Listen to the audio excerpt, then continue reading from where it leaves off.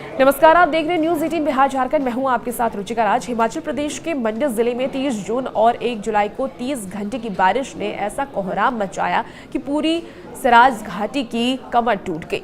मंडी जिले में इस दौरान बारिश और फ्लैश फ्लड में अब तक 28 लोग लापता हो गए हैं और 14 शव बरामद हुए हैं। आपदा प्रबंधन की रिपोर्ट के मुताबिक अब तक कुल 14 लोगों की मौत हो गई है, 28 लोग लापता हैं और 222 लोगों को सुरक्षित बचाए जाने की पुष्टि भी हुई है।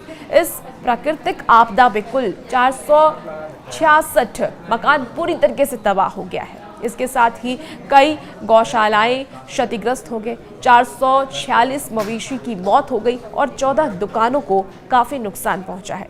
रिपोर्ट ये बताती है कि थुनाग उपमंडल में सबसे ज्यादा तबाही हुई है, जहां कुल 247 मकान, 149 गौशालाएं, 225 पशुओं की मौत हो गई है और 6 पुलों का भी नुकसान हुआ है। इस तरीके से आपको ये जानकारी दे दें कि गोहर में भी 81 मकान तबाह हो गए हैं, 100 गौशालाएं और इसके साथ ही 60 मवेशियों की मौत हो गई है। धर्मपुर में भी इसी तरीके से नुकसान हुआ है, यहाँ एक लोहे का पुल भी बह गया और इसके अलावा करसोग में 98 मकान और 48 गौशालाएं, इसके साथ ही 32 मवेशियों की मौत हो गई है। अलग अलग जगहों पर बारिश से भारी नुकसान हुआ है, कई पुल भी टूट गए हैं, 14 छोटे बड़े पुल टूट गए हैं, इसकी भी जानकारी मिल पा रही है। मंडी जिले में पानी बहाली के प्रयास, जल शक्ति विभाग की ओर से मंडी जिले में आपदा के बाद पेयजल योजनाओं को बहाल करने के लिए लगभग 2000 कर्मचारियों को फील्ड में उतारा गया है। विभागीय अधिकारियों और कर्मचारियों ने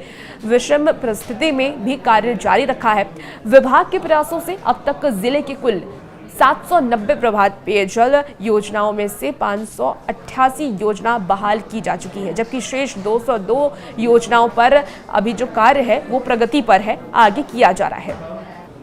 इसे लेकर के अब मुख्यमंत्री ठाकुर सुखविंदर सिंह सुक्खू 8 जुलाई को मंडी जिले के थुनाग और गोहर उपमंडल क्षेत्र के आपदा प्रभावित क्षेत्रों का दौरा करेंगे और इस दौरान मुख्यमंत्री प्रभावित परिवारों से भेंट कर उनकी समस्याएं जानेंगे और राहत और पुनर्वास कार्यों की जमीनी स्थिति का भी जायजा लेंगे। ये जानकारी अतिरिक्त उपायुक्त ने दी है। उन्होंने ये भी बताया कि मुख्यमंत्री शिमला से हेलीकॉप्टर के जरिए खनुखली हेलीपैड पहुंचेंगे और वहां से वो सड़क मार्ग से होते हुए आसपास के जो क्षेत्र हैं जहां पर नुकसान हुआ है उन परिवारों से मुलाकात करेंगे, आपदा प्रभावित परिवारों से मुलाकात करेंगे और मुख्यमंत्री थुनाग से बाड़ा के लिए रवाना होंगे और बाड़ा पहुंच करके वहां स्थापित राहत केंद्र में रह रहे प्रभावित परिवारों से भी मिलेंगे, उनका हालचाल जानेंगे और इस दौरान वो राहत कार्यों की समीक्षा भी करेंगे। तो मौसम विभाग की तरफ से लगातार बारिश को लेकर के अलर्ट जारी किए जा रहे हैं, लोगों से सावधानी बरतने की अपील की जा रही है। हालांकि बारिश की वजह से जो नुकसान हुआ है उसको लेकर के प्रशासन लगातार अलर्ट मोड पर है